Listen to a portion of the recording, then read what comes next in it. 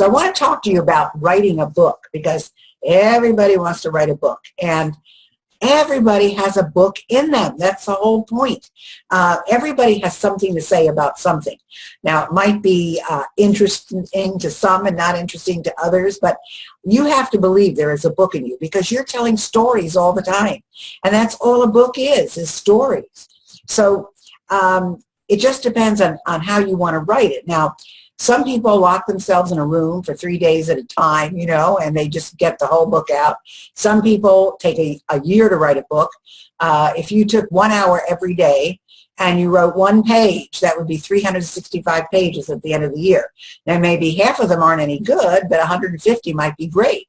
Or you might sit and just say, okay, I'm going to write every morning from 6 to 7 a.m.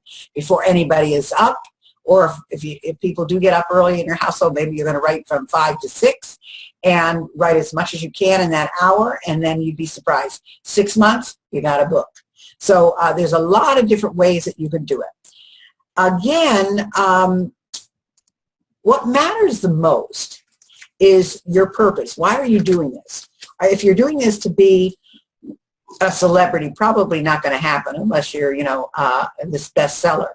But if you're doing it to be an expert or an authority, that's very possible, because just by writing the book on a particular subject area, you become the expert, you become the authority, or you wouldn't have enough information to write the book.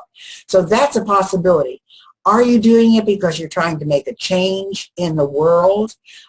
Maybe it's a particular cause, you're doing it for a charity or a particular health issue.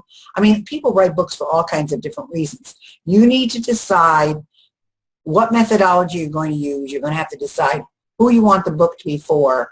Is it for the general market? Can anybody read this and get something out of it? Or is it to a particular field in a particular industry? So those are things that you have to decide.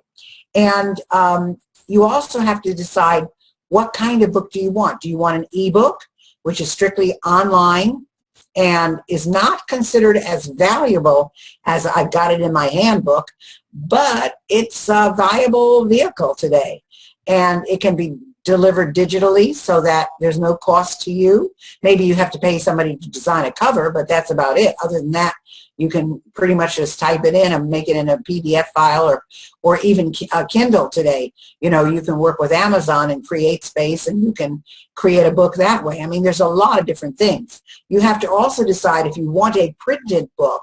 Do you want it hardbound, which means hardcover, or do you want a softcover book?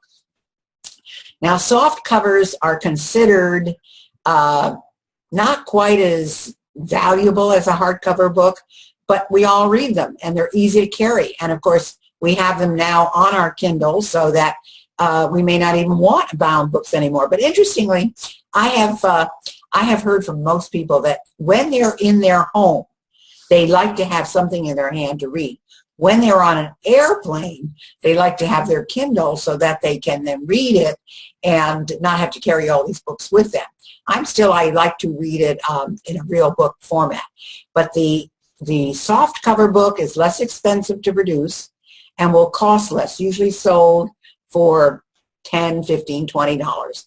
The hardbound book is more expensive to produce and will sell anywhere from, let's say, $19.95 up to $39.95.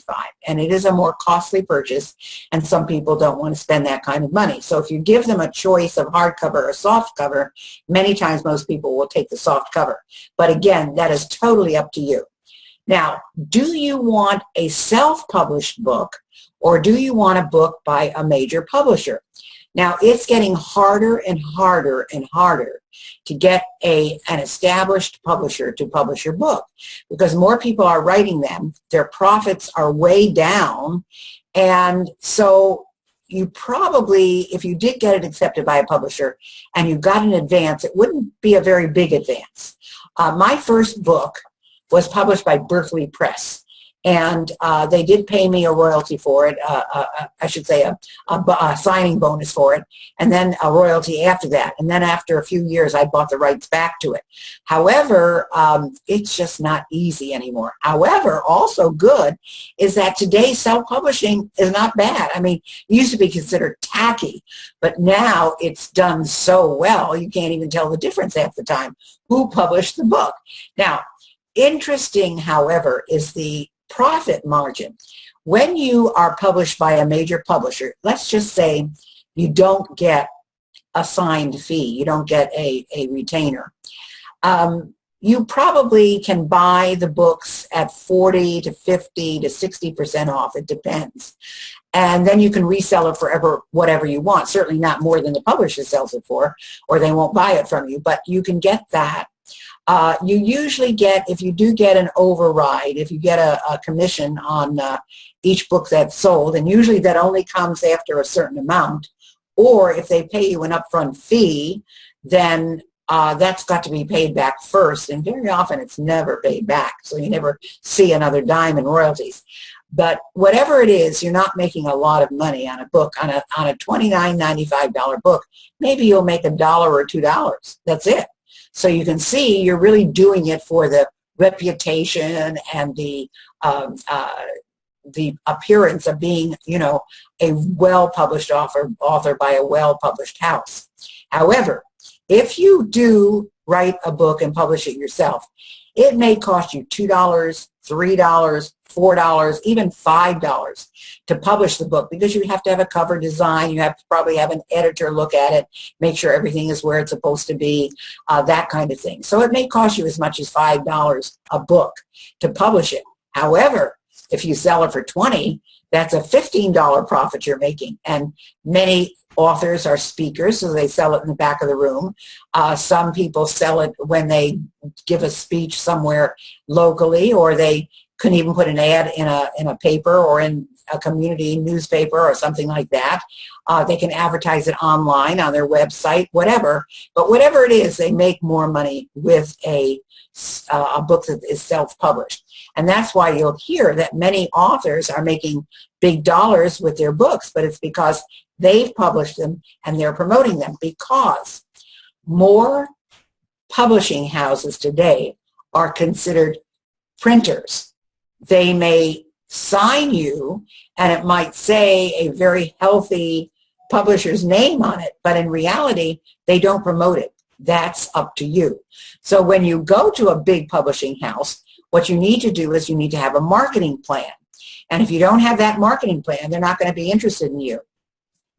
The first thing they're going to ask you is, how are you going to promote this? So if you say, well, I do 50 programs a year across the country, and I sell the book at the back of the room, and in the past, my average sales have been X number of dollars per speech, and it's impressive enough, then they might be interested in you.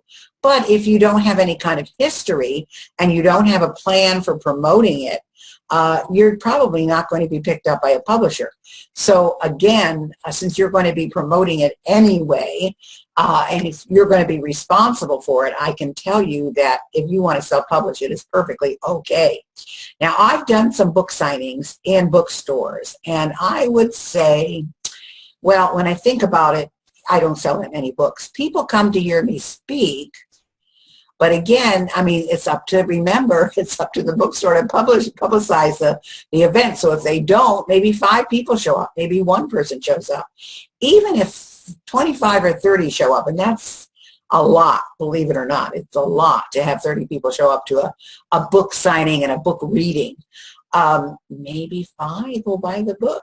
I mean, if you're really intriguing and you're a big name and you can really build yourself up in their eyes, maybe you're going to sell to all 30, but it's very rare. So again, you do it for the publicity, for the promotion, for the fact that you say, I've been on a book tour, you know, across the country or whatever it is, or southeastern United States, or I'm doing book signings all over the state of Washington. I mean, however you phrase it, but that's the reason you do a book signing. You don't really make a lot of money.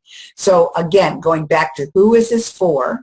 If it's for a particular group, you might be able to use those groups of that ilk in a particular community and advertise to them, and everybody who is interested in that subject might come. I mean, if you're writing a story, let's say on flowers, and you do a promo to all the florists and to all the floral organizations in a community, you might have 100 people show up.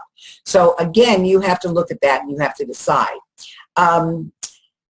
We'll go further into all the things that you have to do at the Media Boot Camp, but I just want to give you the highlights so you can start thinking about, what do I really want to do? The important thing is to just sit down and do it. I mean, you can talk about it till you know, till the cows come home, but until you actually sit down and do it, it doesn't make any sense. And I can tell you that I have very, very well-known author friends who have just closeted themselves and gotten a book out in 3 days.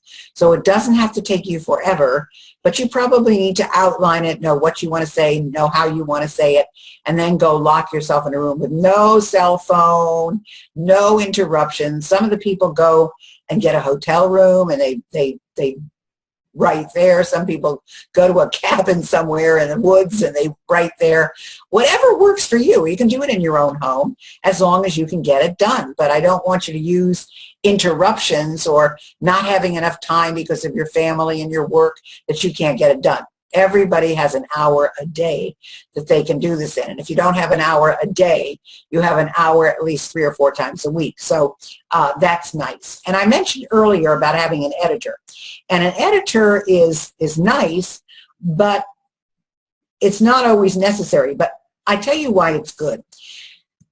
We look at our own writing so much and so long that we don't even know what we've said at the end. When a fresh pair of eyes goes over the transcript and they look at what you've done, they'll see what you've left out, especially if they're a professional book editor. They'll see what you've left out. They'll see what needs to be expanded. They might see something that needs to be further explained. They might tell you to change a section and put it in a different part of the book. They might tell you the jargon is wrong. I mean, it's all there and nobody will understand what you're talking about. Unless, again, you're publishing a book on flowers for the floral industry. You can use any kind of jargon you want. So again, but I think a book editor, if you're going to make an investment, it's a good investment. And some people also use ghostwriters. If you really, really, really can't write a book and you really have this message that you want to get out, you can hire a ghostwriter to write it for you. That's why you will see on their book, let's say, Me and My Shadow by John Doe as told to James Frank. In other words, John Doe has sat there and told James Frank everything about his life or about the story he wants to write or whatever, and then James Frank takes that information and puts it into book form. And it's an effective way. I mean, some of your big players have, you know, a lot of people don't have time to write books who are CEOs of companies, but they've got a lot to say. So it'll always say as told to, or they might say with so-and-so, because it means that the CEO has written some of it, but in reality, you know, someone else has written the main important way. Also, you want to be able to write the way you speak. Don't all of a sudden get this fancy language, you know. I mean, oh, you know, we were walking by the lake and it just seemed so clear. Just say, you know, we were taking a walk by the lake and it was very smooth. The lake was very clear, and you know, do it in everyday tone and tempo. Don't get fancy, and you know, don't put on airs. Write just the way you talk. Speak it into a recorder if you have to. Some people write books that way. They talk into a recorder and then they have it transcribed. And then you'll be able to look at it and say, why did I say that? Or how did I say that? Or whatever. Great way to do that, though. Another way. Again, I think the important thing for you is to look at what are you trying to achieve with this. I mean, if you're trying to become an authority or an expert, you can write the book yourself.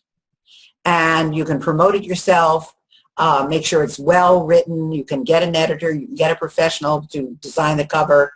and then you can promote it to whoever you want to in your genre and get it out there.